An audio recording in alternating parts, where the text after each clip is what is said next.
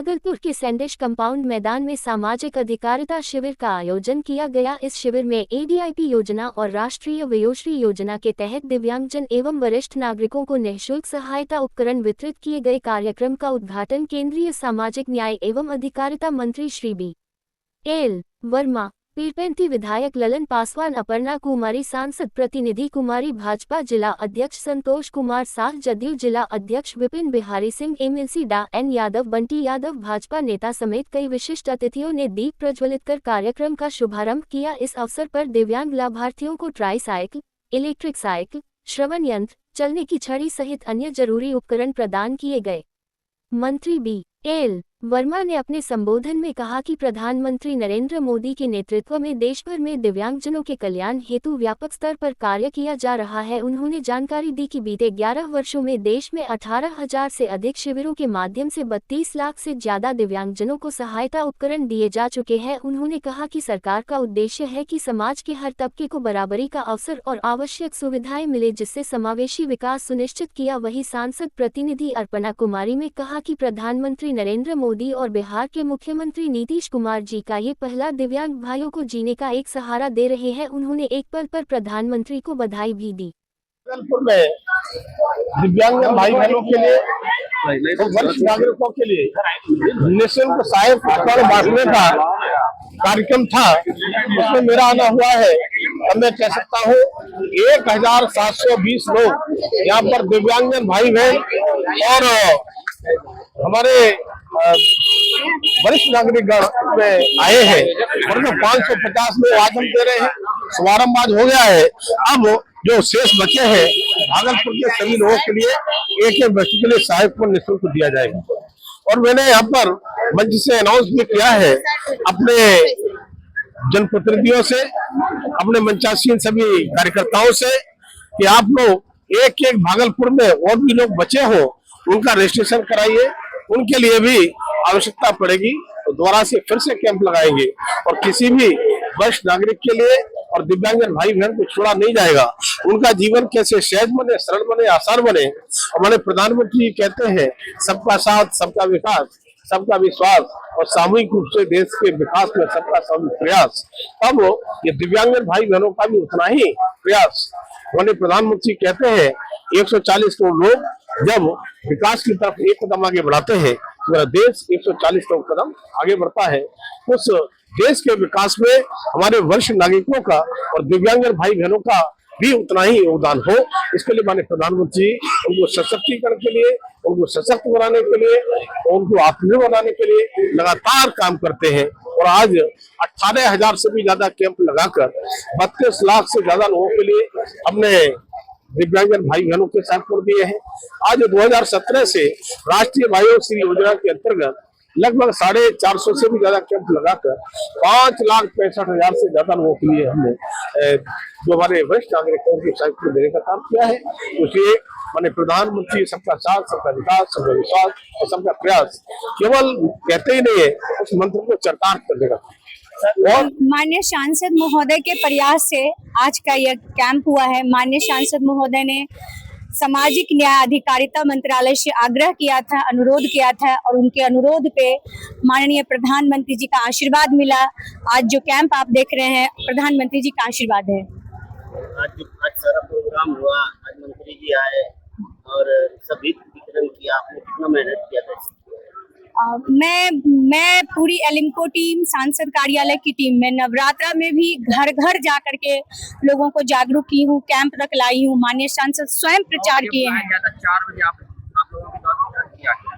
प्रशासन के तरफ से ये लापरवाही हुई है, क्योंकि मंत्री जी का प्रोटोकॉल 4 बजे शाम का था। आप लोगों ने भी सुना, मंत्री जी ने अपने वचन में कहा ये चीज, लेकिन प्रशासन की कहीं ना कहीं लापरवाही हुई है। दिव्यांगजन यहाँ पे आ गए थे और आप लोग तो आ ही गए थे 11 बजे, आप लोगों ने भी देखा। जो लोग वापस चले गए उन लोगों को कैसे मिलेगा? उन लोगों के घर तक मैं जा करके सहायक उपकरण वितरण करूंगी।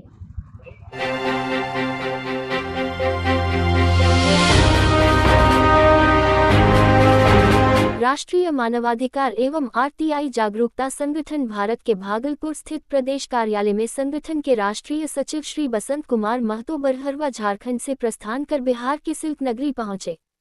पिछले कुछ दिनों से बिहार टीम में कुछ मुद्दों को लेकर आपस में तमाम पदाधिकारियों में खींचातानी चल रही थी। इसी बाबत गेट टुगेदर दूरभाष पर समीक्षात्मक वार्ता के उपरांत प्रदेश कार्यालय में राष्ट्रीय सचिव सह बिहार प्रभारी श्री बसंत कुमार महतो जी के नेतृत्व में एक बैठक आयोजित की गई। इस मौके पर बिहार के 3 जिलों क्रमशः भागलपुर, बांका व खगड़िया से पदाधिकारियों का आगमन हुआ।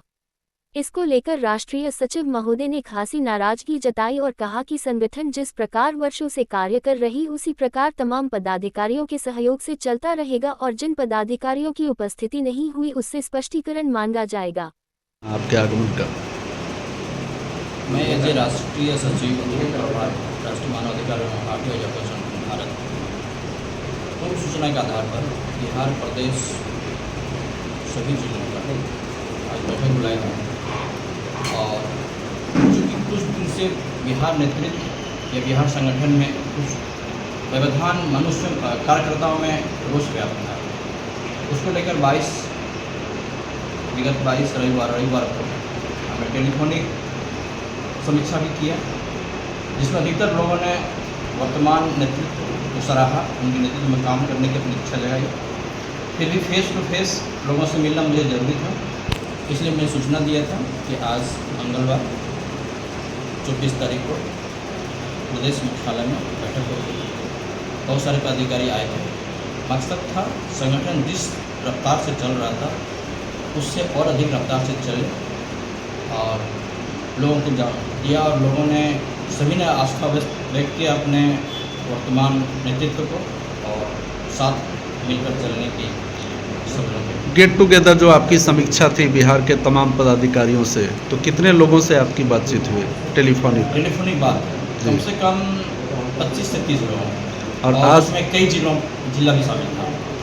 आज जो आपकी उपस्थिति यहाँ हुई है, चूँकि आप राष्ट्रीय मुख्यालय से डायरेक्ट आपका आगमन हुआ है बिहार प्रदेश में, तो यहाँ कितने जिलों के पदाधिकारी का आगमन हुआ है आज?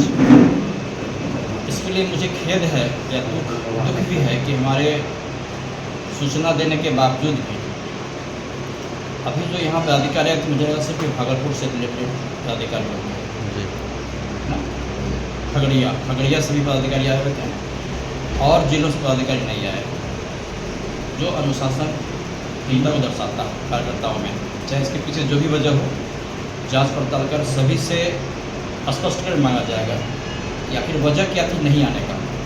उनके पास पर्याप्त समय था, मैं आज दिन भर यहाँ पर हूँ, है ना, और नहीं आने के पीछे का जो भी वजह होगा वो अपने स्पष्टीकरण दर्शाया है, तो उनकी पात्रता पर जी बिल्कुल ये होना चाहिए, क्योंकि राष्ट्रीय मुख्यालय से आपके प्रदेश जो पंजीकृत कार्यालय, चूँकि आपने कहा कि ये पंजीकृत कार्यालय आपका प्रदेश का है, तो बिहार प्रदेश के कार्यालय में तमाम जिलों के लोग का आगमन होना चाहिए और अगर उनकी उपस्थिति नगण्य है तो उससे आपके द्वारा स्पष्टीकरण पूछा जाएगा। जरूर पूछी जाएगी, क्योंकि ये हमारे संगठन का दिशा निर्देश है और अनुशासन बहुत ही जरूरी है। अनुशासन का पालन जो नहीं करते हैं वो समाज सेवा क्या करेंगे, इसलिए स्पष्टीकरण तो पूछा जाएगा जरूर और हम इस सारी बातों से मुख्यालय को अवगत कराएंगे और स्पष्टीकरण भी होगी, तो सारे ग्रुप में आएंगे, देखेंगे भी।